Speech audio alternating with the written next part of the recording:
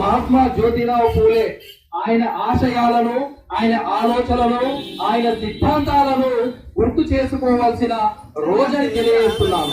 మహాత్మా జ్యోతిరావు పూలే అంటే ఓ వ్యక్తి కాదు, సామాజిక విప్లవానికి ఒక నాంది అని ఈ సందర్భంగా తెలియజేస్తా ఉన్నాను. అంతేకాదు భారతీయ సమాజ చరిత్రలో ఒకసారి చూసుకున్నట్లయితే అనగారిన వర్గాలలో అంధకారాన్ని చీల్చి వెలుగులు నింపిన మహనీయుడు మహాత్మా జ్యోతిరావు పూలే అనే సందర్భంగా తెలియజేస్తున్నాను. సామాజిక న్యాయం కోసం, సమానత్వం కోసం అలుపెరగని పోరాటం చేసిన ఒక గొప్ప మహనీయుడు అనే సందర్భంగా తెలియజేస్తున్నాను. అంతేకాదు ఆనాడు ముఖ్యంగా మహిళలకు విద్య అంటే ఒక పెద్ద నేరంగా పరిగణించేవారు. అలాంటి సందర్భాలలోనే సావిత్రిబాయి పూలేతో కలిసి ఆనాడు మొట్టమొదటి తొలి పాఠశాల ఏర్పాటు చేసిన ఘనత వారికి అని సందర్భంగా తెలియజేస్తున్నాను.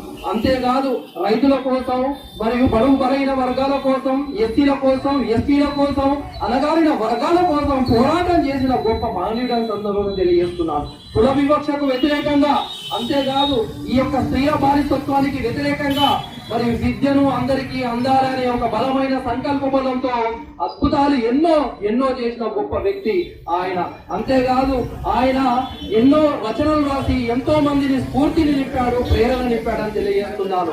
సమాజం పట్ల సమాజం అభివృద్ధి చెందుతూనే దేశం అభివృద్ధి చెందుతుంది అని భావించి సమాజ సేవ చేసిన ఒక గొప్ప మానవుడని తెలియజేస్తున్నాను. మరి ఆయన ఆశయాలు, ఆలోచనలు నేడు మనం పాటిస్తున్నాం అనే ప్రశ్న దేశం మొత్తం తలెత్తుతుంది.